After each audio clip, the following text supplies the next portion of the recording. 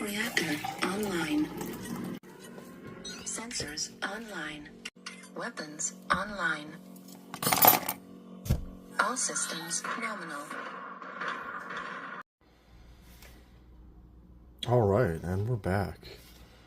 We had another family emergency we had to attend to, so yeah, let's see how many more of these we've got. So, you know, fortunately, at the last interruption, we had the base coat of this of the ghost gray. We had that pretty evenly coated here, and so now it's had a chance to dry a little bit, quite a bit actually. So now we're going to move on to the next step in this, of the two that I consider the two most important steps. Is you got your primary color, and then for a little bit of realism, this is something that I like, this deco art, gunmetal metallic, and it's basically a dark gray metallic, and I think this is, let's zoom out a little bit here so we can see I've got it quite a bit of use. I bought this probably a year and a half ago, and again, you only use a little bit of it to accent, well, as I like to use it, to accent the exposed weaponry and wear points of the mech. In some of the lighter units, when you start looking at like a fire moth, you got to give it a good shake. Just like all of these, you want to really give it a good shake before you pour it. So again, this stuff comes out pretty thick, and that's going to be plenty. All right, let's grab some water. And this stuff, you definitely want to dilute it down a little bit. You don't want to try working with it when it's that thick, because we are going to be applying this to some areas which may still have a bit of detail on them. And also, when you load up the brush, you want to make sure it's not, globbing up. That'll reduce the chances of you, accidentally hitting something or touching something you don't want to touch. Let's see how this is. Yeah, this is good. And another thing I've found, that when you dilute it, it seems to reflect the light a little bit better. It looks more metallic. I don't know if we're just giving, by diluting it, we're giving more space in the total mass to allow the reflective particles to move around. I don't know. We could ask DecoArt about that, and they could probably fill us in. So, but make sure you rinse the brush really well. I've found that this stuff will stick around in the brush, especially if it's on the thicker side. I'm just going to go ahead and let that sit. Just let it soak a little bit. Now for this, the two that I like to use the most are this one that I've cut down. We can zoom in here. Cut this down pretty fine. And then this other one, which doesn't really look like much, but we wet it just a little bit. And it holds a really nice knife edge.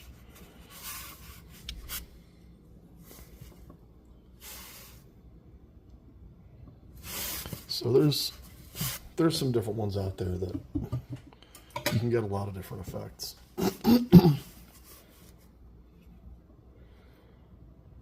So now the fine brushes are great for hitting that detail.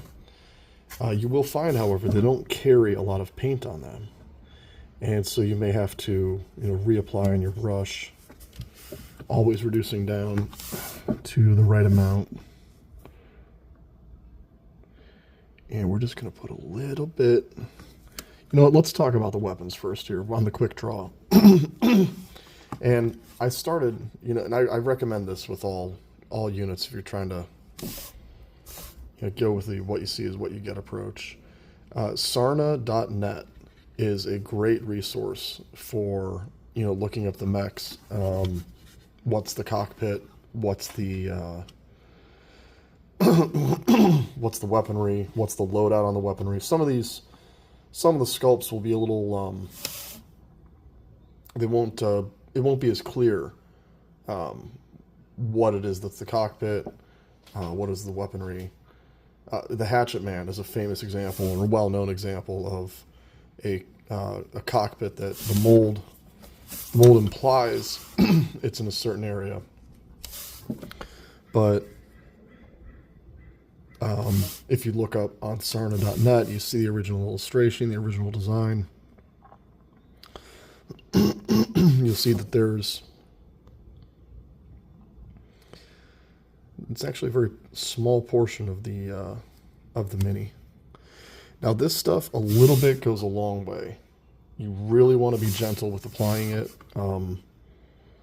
It will, you know, even if you've got it at a good consistency, it will like to fill up cracks if it's able to.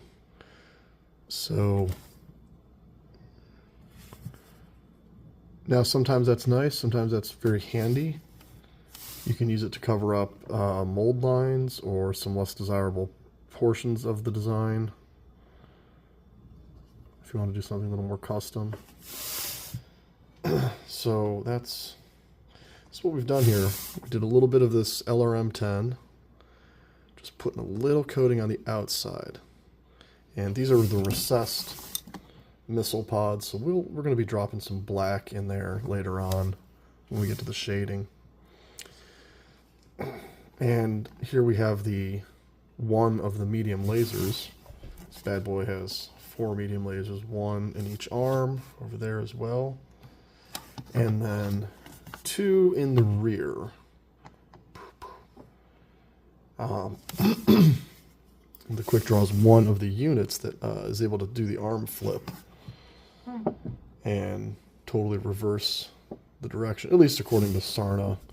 You know, whether you're playing that with that rule or not, it's up to you and your people. It's a pretty fun rule, though. You don't get to use it very much, but, you know, someone sneaks up behind you thinking they're going to pull off some sweet backstab on that weak back armor, and you can pull an arm flip, and, you know, sometimes it's enough to get them to keep moving.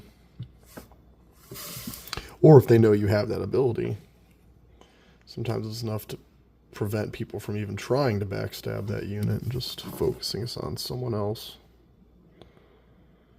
So we're going to do the front of the barrel, and we're going to do this little part peeking out and back.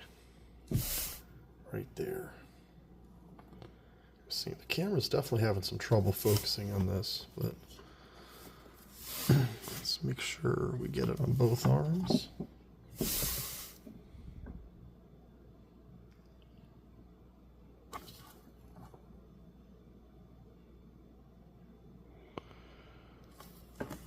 Very good.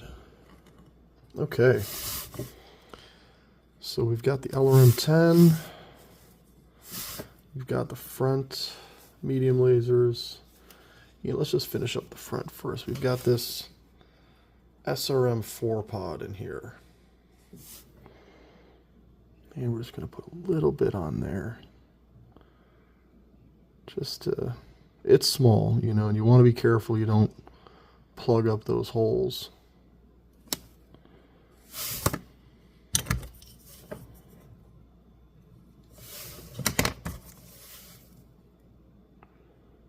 Just so it looks like a little bit of dark metal peeking out from behind that white armor. So when the light hits it, it winks at them a little bit. And a little more on the LRM pods. All right. Now let's do this rear laser. So we got a couple options here. Let's see if we can get a camera to pick this up. You see, we have the larger housing kind of slung underneath there. And then, if we can get it to pick it up, there's these two other rings around. So you could go, I think you could go one of two ways. You can either focus on just those rings and allow the rest of the body to maintain the same color as the rest of the unit. You know, I think that because this ghost gray is so light, and so far the unit's very monochromatic, we're going to go ahead and just make the whole thing the exposed gunmetal.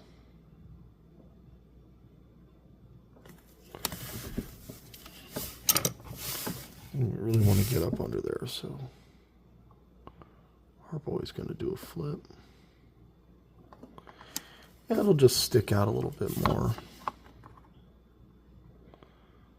Just with all that metal. Okay. Now, let's see, that is all of the weaponry. Yeah.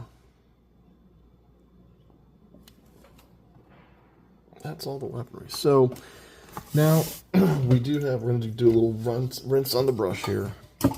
Let's keep that paint from stiffening up. So now we're going to focus on some joints in between the limbs. And not just joints, but I prefer to think of it as wear points. You know, the parts on the machine that typically either rub against more things, and let's pull out the king crab here because I think he's a good example. You know, we've got the weaponry here, but we've also placed the gunmetal inside the joint there to represent where the two pieces would be, you know, rubbing together.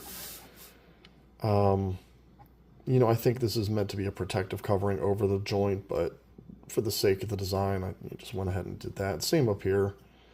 You know, sometimes it's fun to think that there's a gigantic flathead screwdriver somewhere that just screws on arms onto these things.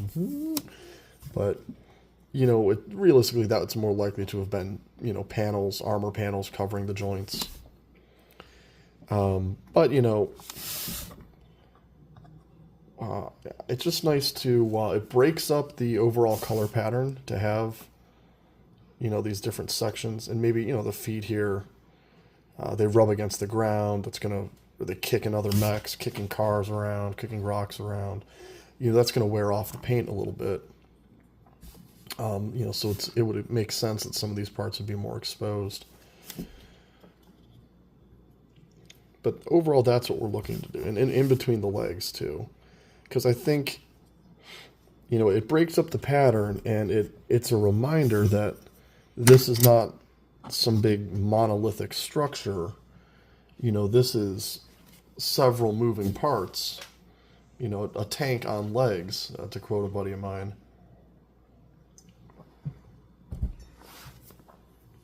So we're going to try to give this guy a little more definition by adding some more of this gunmetal gray.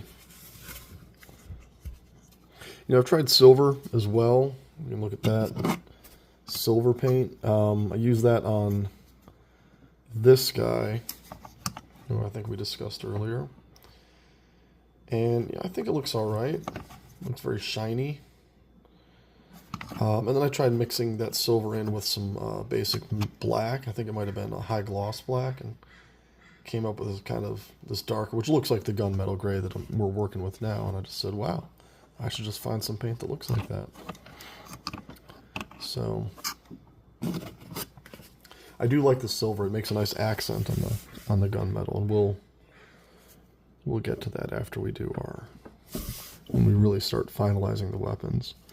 So we're going to drop some of this. Let's start by dropping some of this paint right between the legs. so the light will catch it.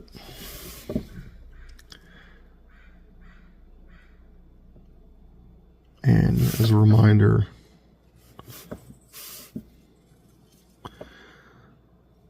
Quickdraw's got some decent movement on it.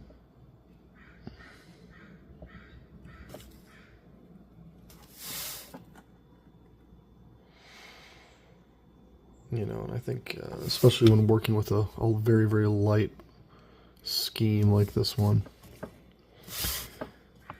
you gotta have some accents on it. You gotta punch it up a little bit. Comstar's another one. Comstar, you know, typically has their white design unless they're doing something more tactical. You know, that's a good argument for if you're trying to pick a style, pick a design. You can pick any you know, common camouflage pattern, because the argument is, you know, your forces are regularly deployed in these types of conditions, and that's why they have that pattern.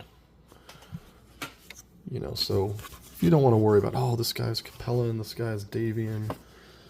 You know, these guys are Steiners. You can just do up a nice camo pattern and say, these guys are fighting. And then you can pick your units for your different missions. That is, if your people are using the mole. All right, so we've got a little bit here. Got some in there. Let's work on the legs a little more. I think this looks like metal.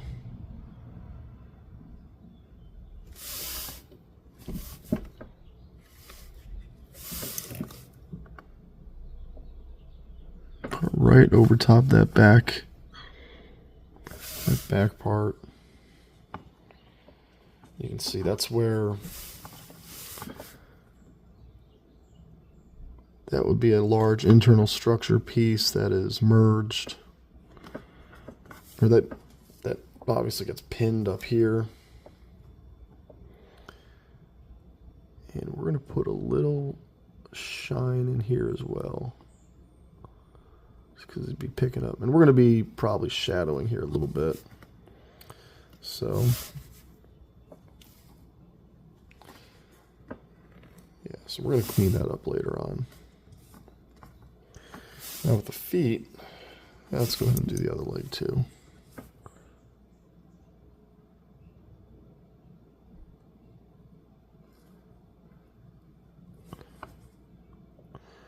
You can find it's very challenging to get the joints on the inside of the leg. You know, with them together like that, you'll have issues with the angle, with lighting. It's much more challenging.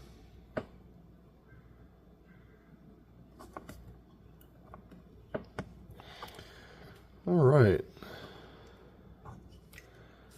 And you know what? I think we're going to drop a little silver just inside these pinholes.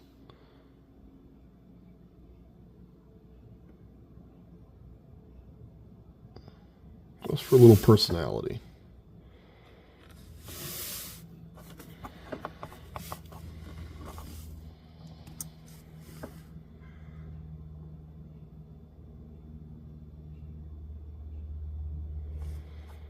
So the light will pick that up.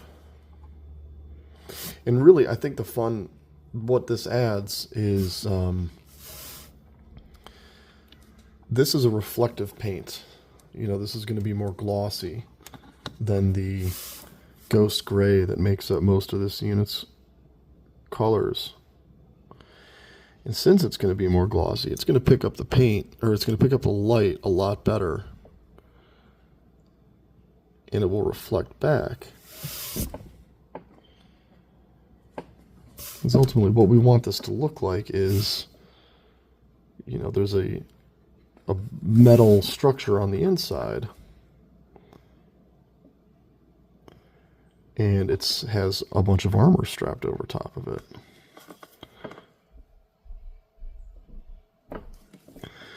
Now the toes of this guy. I was looking at these toes earlier. I think there's some fun opportunities with this unit.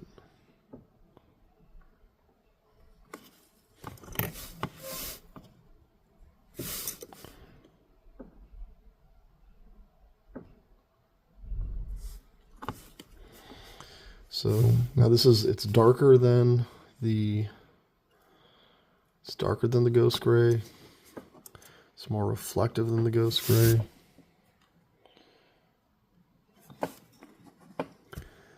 Now these feet, you got a couple options with these feet. And I think what we're going to go with is we're going to just go ahead and paint much of it exposed, especially around the toes.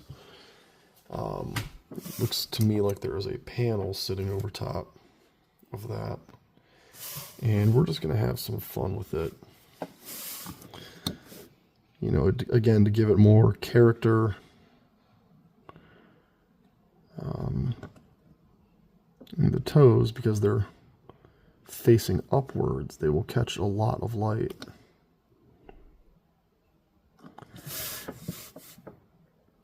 Give it some shine. It's a quick draw after all. It kind of brings to mind this thought of cowboys and maybe a set of spurs. That jingle, jangle, jingle. You want to get the toes a little bit too. And if you're able, get those treads. And don't worry about getting it on the base, because we're going to be covering this base again with more paint. Whoa! Runaway quick draw.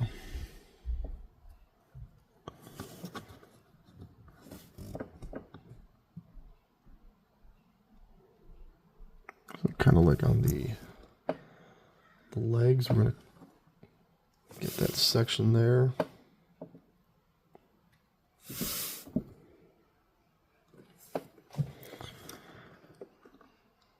Extending down.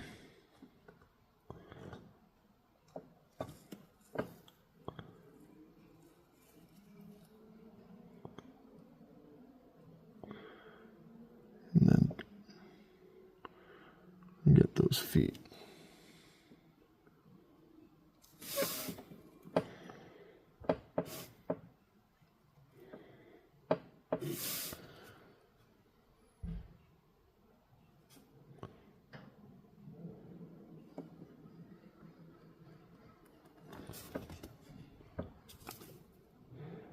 And we may need to go back and touch up a little bit with the ghost gray.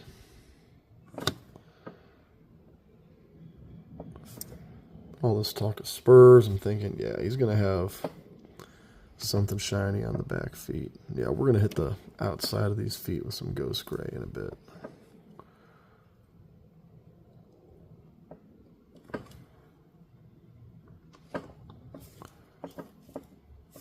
Yep. All right. Do a little rinse.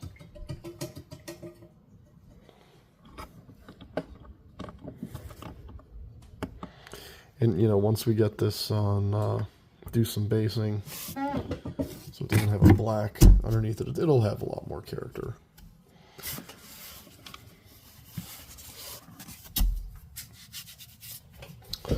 Okay. And we do have this section here, which is kind of like it's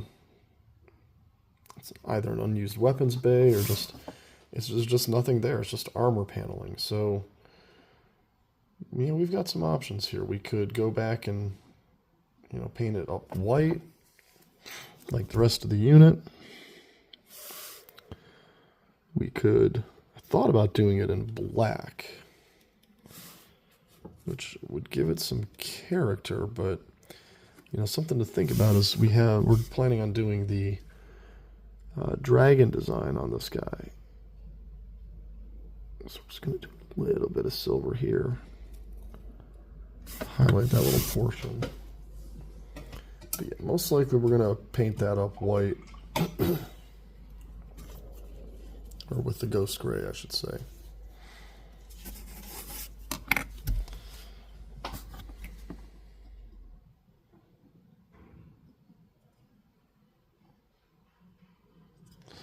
So that's the weapons. Now we've got some more in the arms and the shoulders. Here's a good one. This right arm, this is a great example.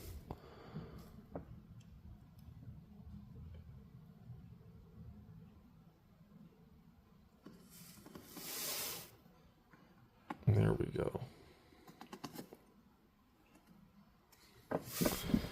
And the left arm just a little bit sticking out. You can see.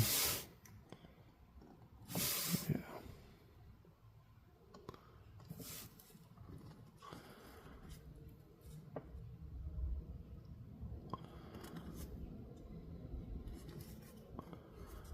All right, now let's get the front of those elbows.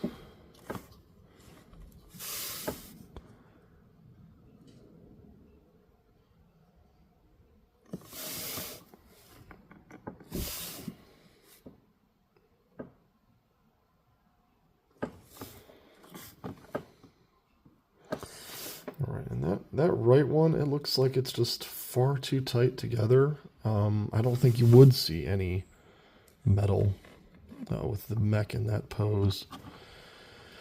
So we're going to move on to the upper arm here. I think this is another kind of a structural bit that's sticking out and exposed.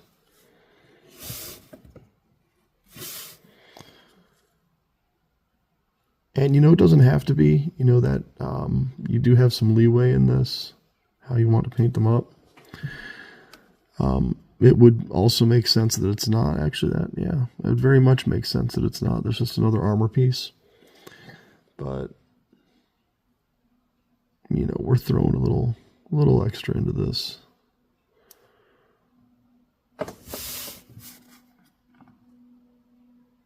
Okay.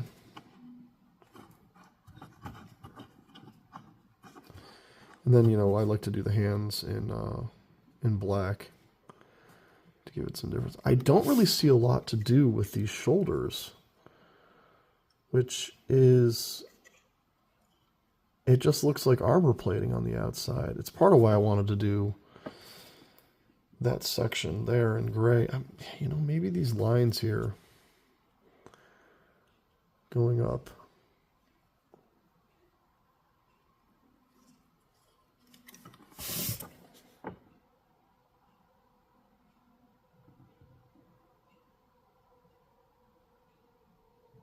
Yeah.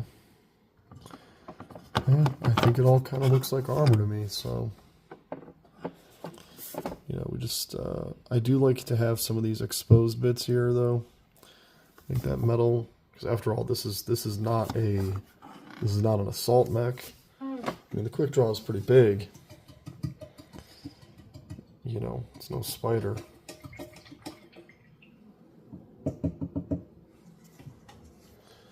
But it's no Battlemaster either.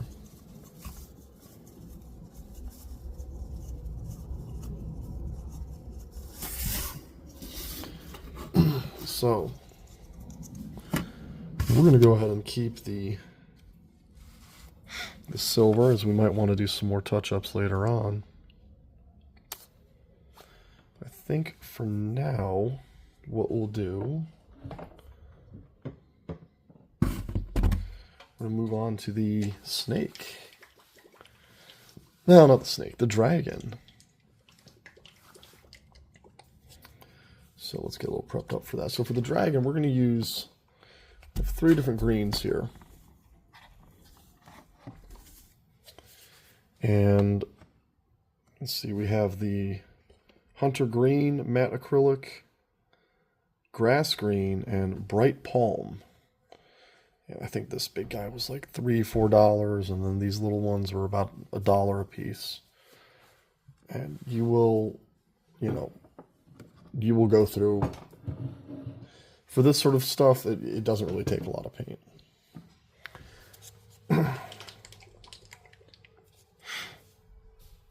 Now, when trying to figure out how I wanted to approach the dragon design, you know, I did look online to CSO Online to see what they thought. And a lot of them, they have a sort of a different design where the dragon just travels down the left leg on the outside, then wraps around the back, goes over to the front of the chest. You know, I thought that looked okay, but I wanted to give it more character and have the snake or the dragon kind of wrap around. I don't know why I keep saying snake. Kind of wrapping around the left leg and then continuing to wrap around the mech on top. I just thought that had, I don't know, a little more character, a little more consistency with the tattoo styles that they seem to be emulating with these. So we will start with the Hunter Green.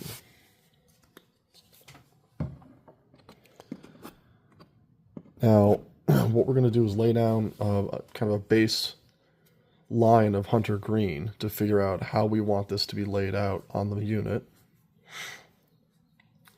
And then we will apply, give that a second to dry, and we'll apply a lighter green on top of that to emulate the dragon scales. And I did a little swatch work beforehand, and I highly recommend this. If you're playing around, there's no need to start off right on the unit. You can get some paper, you can get some cardboard. I've used cardboard a lot, and you can put down some primer, or you can just test it as it is on the paper.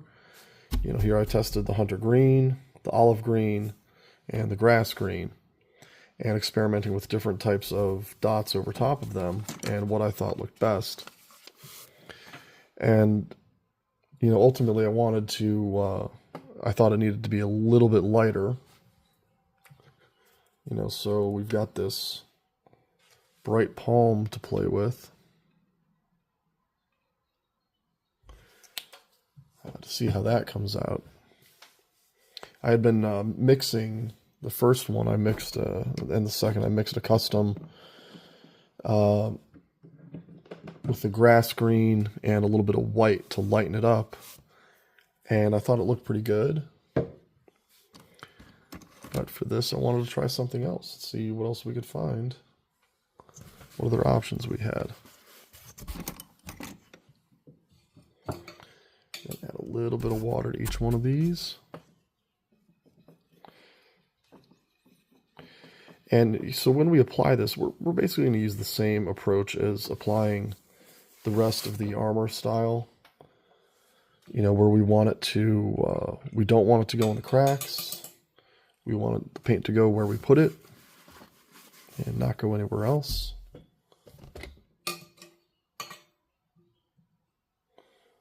I feel like I'm going to probably need to add, let's see.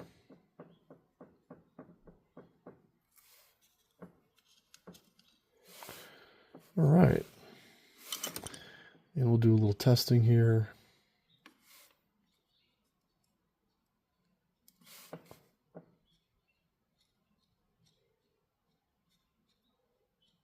That's good. Oh, I like that.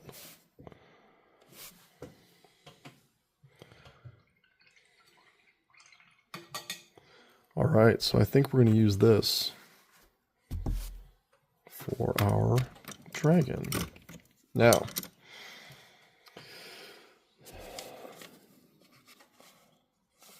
okay, let's tuck that over the side here. We'll have his buddies hang back a second. Okay, so now what we were going to do, we'll start off with the green, the Hunter Green. And we want to paint in a consistent pattern that goes up and around the leg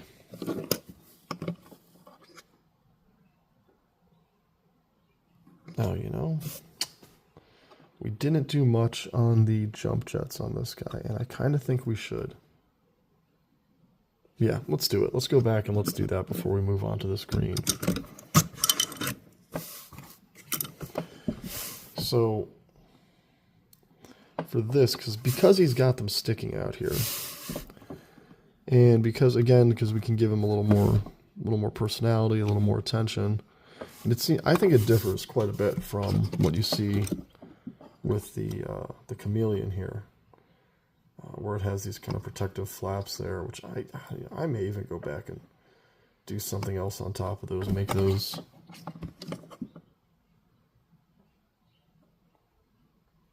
those reflective. You know what? Maybe let's do that. Let's get nuts. And again, that's, embrace it. It's your stuff. You feel like making a change, you go ahead and do it. Now, for the jump jets, we're going to paint around the rim. We're not going to paint on the inside. And that's because we want to give the illusion of depth. So we'll pick up a little paint on the outside here.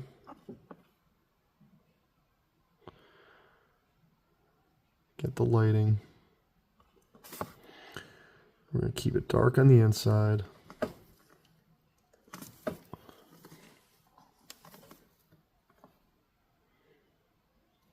And I think we'll do some shadowing on that as well. But we're going to cut that off there. Basically the superheated air that comes out that blasts the mechs through the sky when they're using their jump jets. So hot that no paint would survive exposure to that kind of temperatures. Think of it like a car exhaust. We don't have paint on a car exhaust. It's usually more chrome, stuff like that. Alright, and we're going to do a little something on the chameleon too. We're going to paint up those.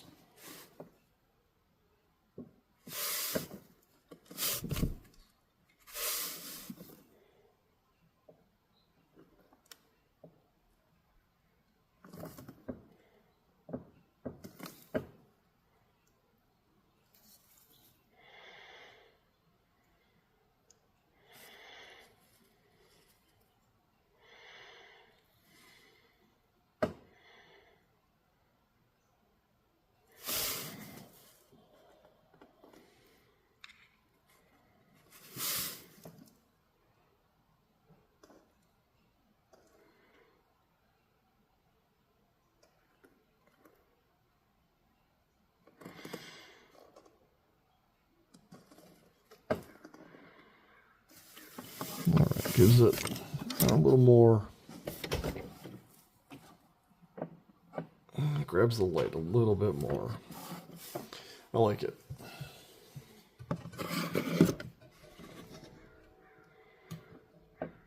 Okay.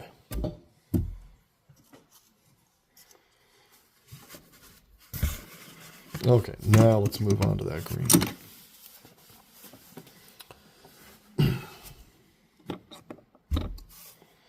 So with this, we know where we want it to end up. We know where we want it to start.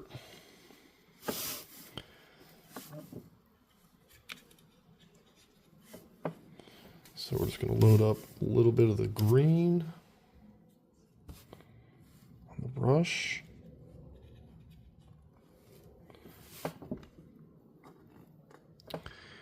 And we are going to go ahead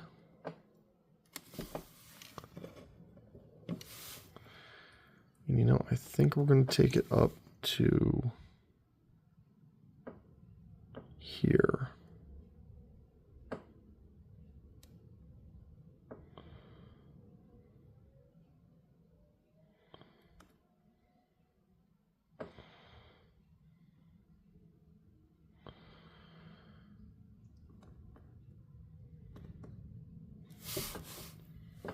Okay, and my whole approach to this was I planned out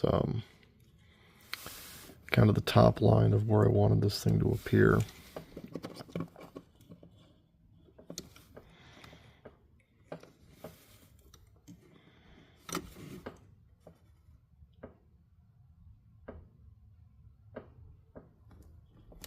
I guess let's do a little more zoom on this so I can see better.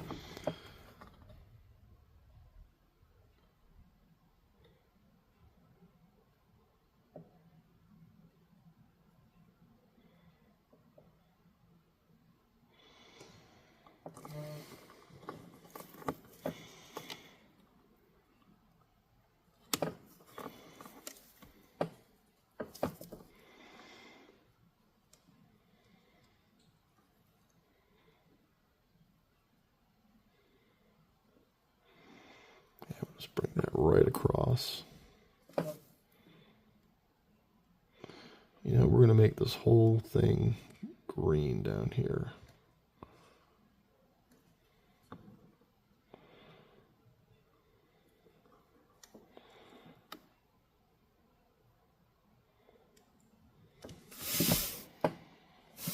You know, and obviously you don't want to paint on anything that we've decided to go with the gunmetal.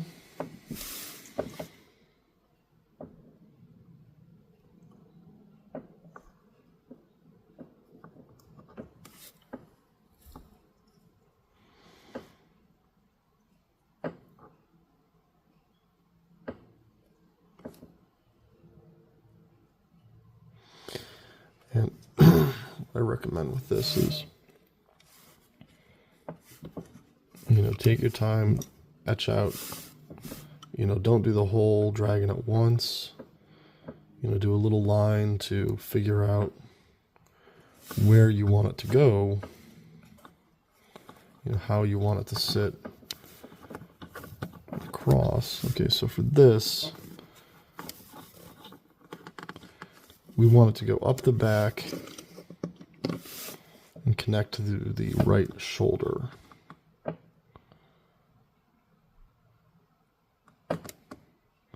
So to do that, it at least has to hit around here.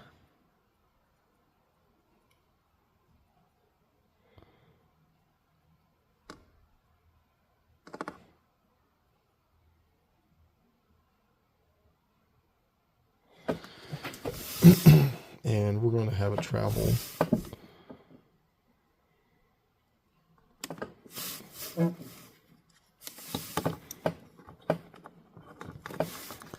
I guess we'll have it come out here.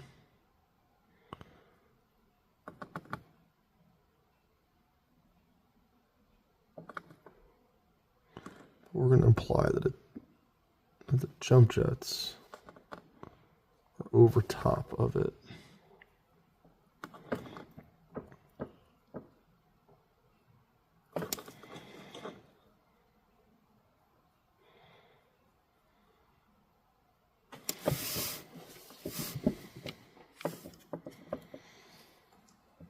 And what we'll say about this hunter, you know, when you dilute it down, you're going slowly with it. You know, it's better to take your time and not glob it on. If you need to go back and do another coat on it once you've got it blocked out where you want it to be, you know, that's the smarter move.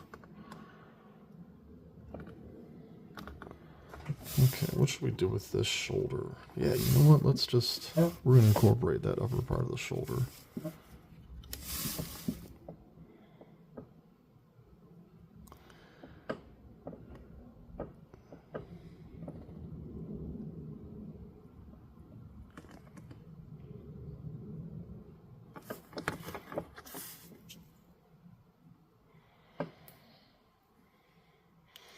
Yeah, I've noticed this green, this hunter green, is very,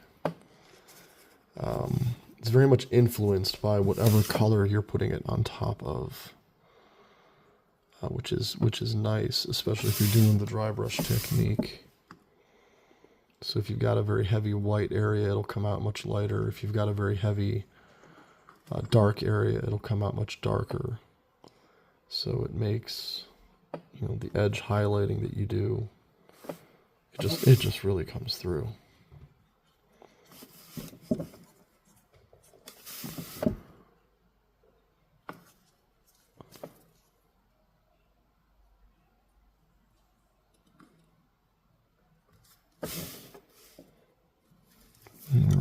going to do a little bit of this front thigh.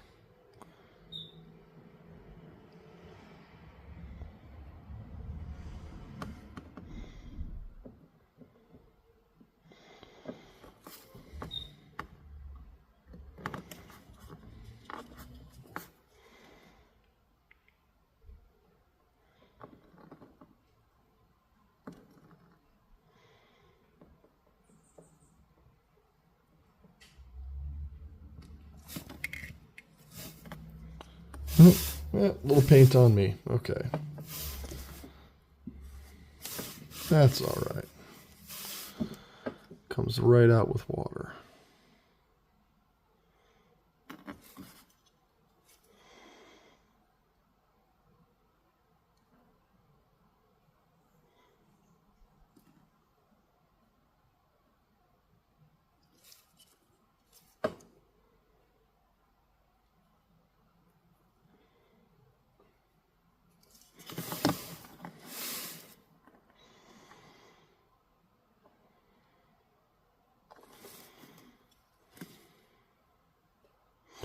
All right, I think what we really need here is a little more thickness on the dragon on the front section.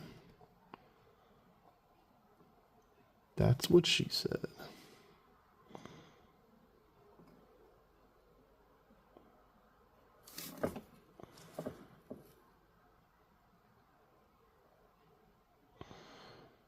All right. Yeah, so once you know where you want the paint to go and you're very settled on how it's going to go ahead and go back and do another coat. Really reinforce that color.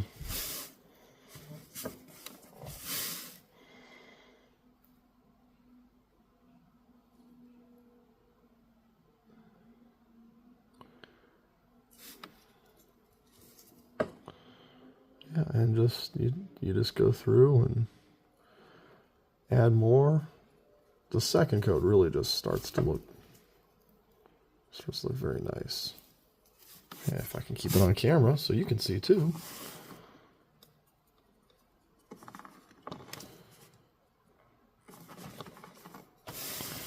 And I'm going to do a little more here. You know, move the unit around the light. You'll be surprised what you miss. I can't even tell you how many times I thought I'm done with the unit. I go and I take a picture of it. And I'm like, oh, that is not done. And then I got to go back and make more changes.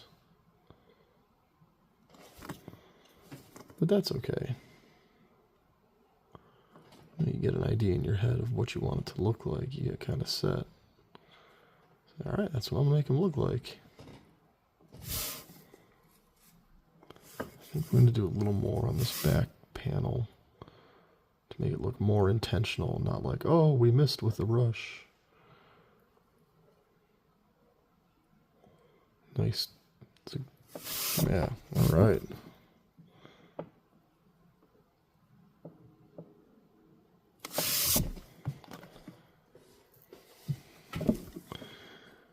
Yeah, you know,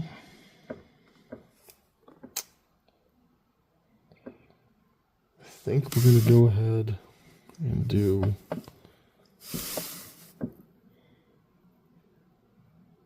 part of the jump jets.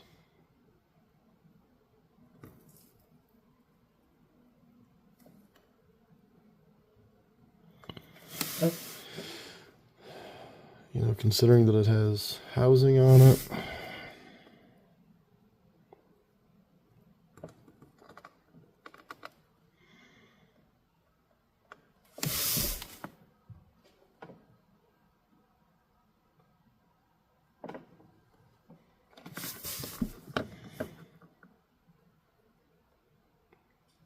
Yeah, there we go.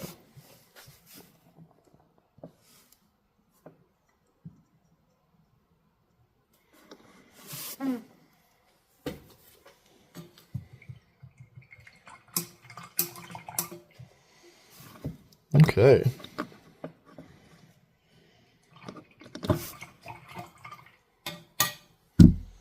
So So we need that to dry before we start doing any scales on it. So now's a good chance to do a little bit of this ghost gray. A little bit more.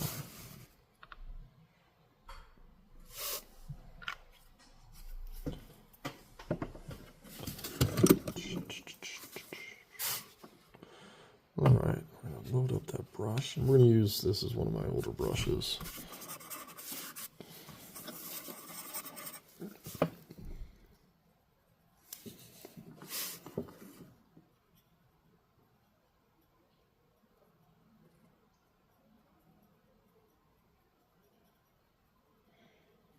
Just going to kind of pick up some more of the color on this.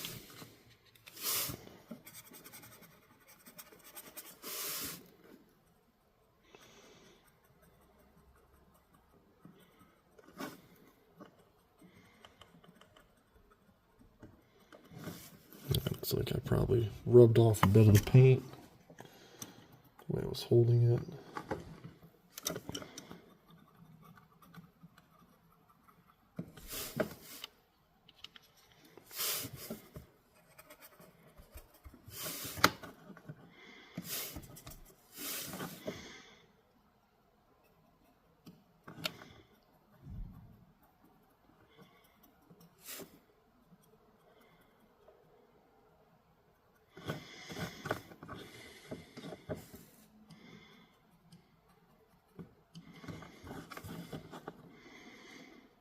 And the goal here is just, you know, just a little more crisp, a little more light.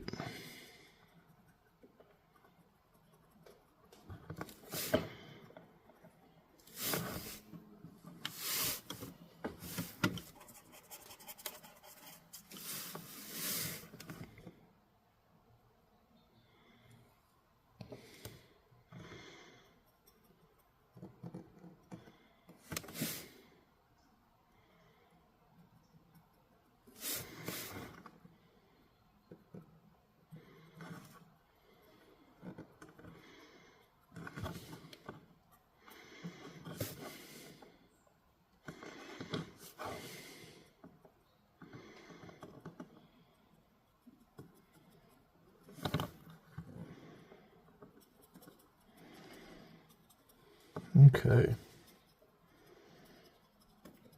Just even it out a little bit more.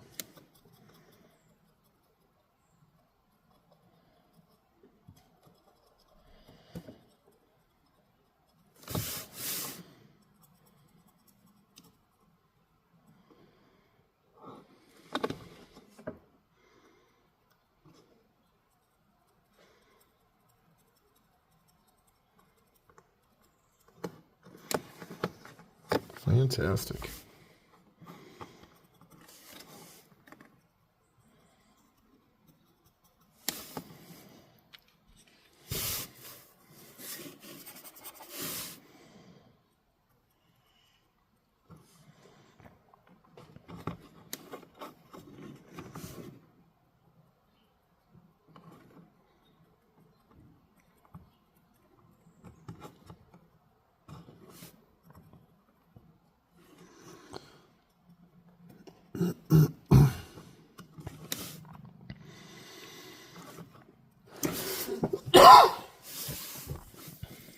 And again, what we're trying to accomplish here is more contrast against these darker areas.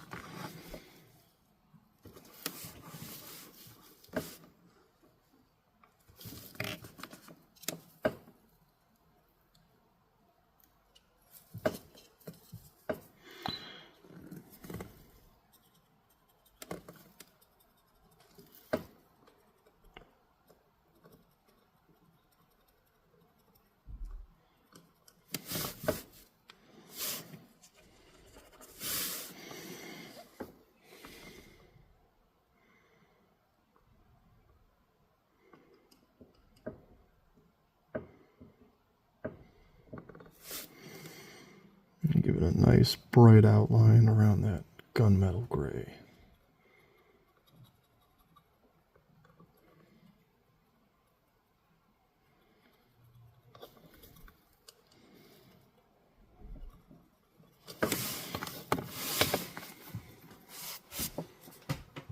Okay. I really crisped it up a bit. Okay. All right. Now we're going to let that green's probably got a nice, dry enough to start working with. So what we're going to do with the green now, what we want to be able to do is apply a very small dot pattern on it to imitate the look of scales. So using this very fine brush, this is a 20/0 Select Artist Princeton. I don't know. This is one of the few brushes I spent a little more money on.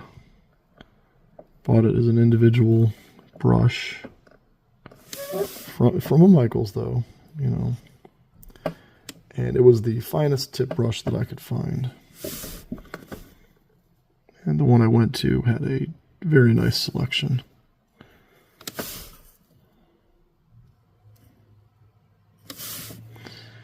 I've had this before where if the paint is still too wet, it won't be prominent enough. The green will kind of fade, or it'll run and it won't be as well defined.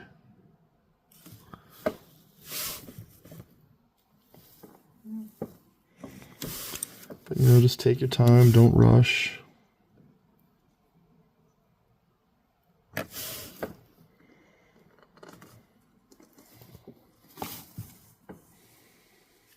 Never rush a miracle. What happens when you do it? You get rotten miracles. Let me know if you're a fan of Princess Bride. It's a good movie. Billy Crystal was hilarious in that. There's just a lot of great actors in that film.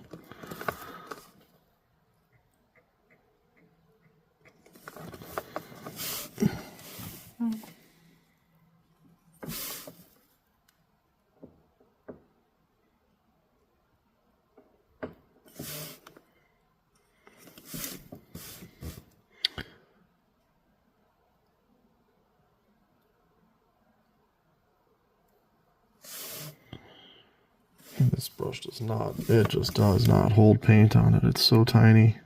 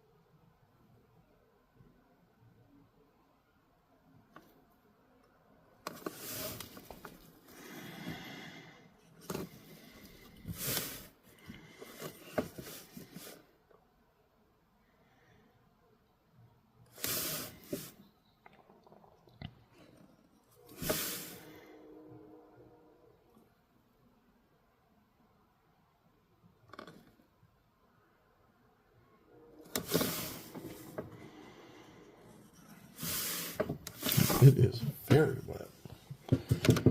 All right, let's do a little rescue on this.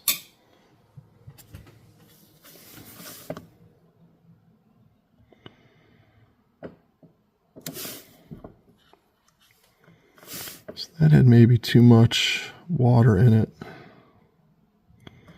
just going to paint right over top of it.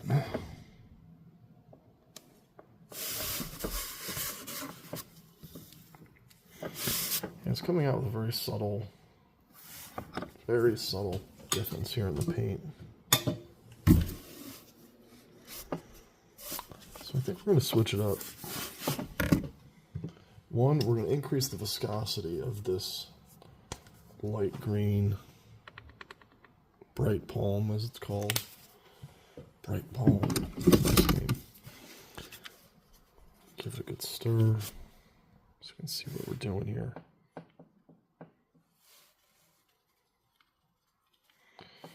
There we go.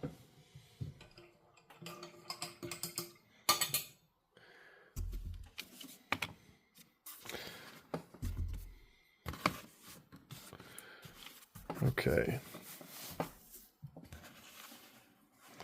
We're going to use, this isn't the finest brush, but it does have a nice point when it's wet. And we're going to go through, and we made this paint a bit thicker now. We're going to go through, we're going to do, oh, yeah, we got a rogue fiber. Good.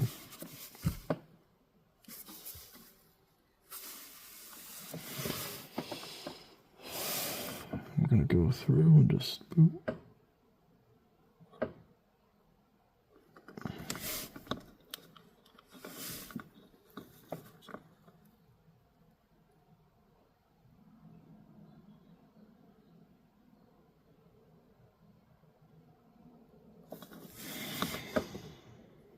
Now it's a little bit thicker, and the reason is we want this to go on in a very small space, and we don't want it to run at all. And I found that when adding really small dots of this in previous models, the paint is just a little bit thicker.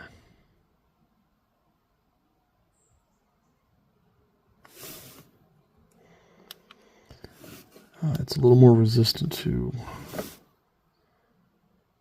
spreading out too much.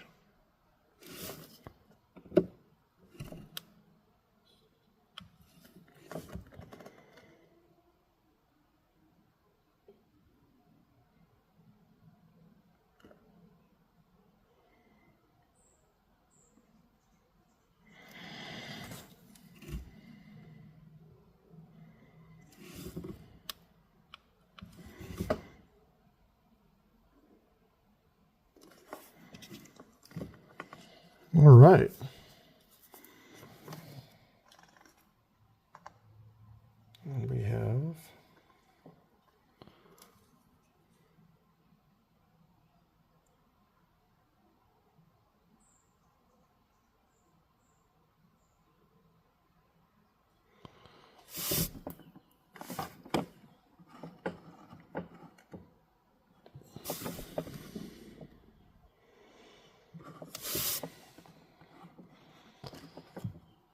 And we have our camo pattern for the dragon.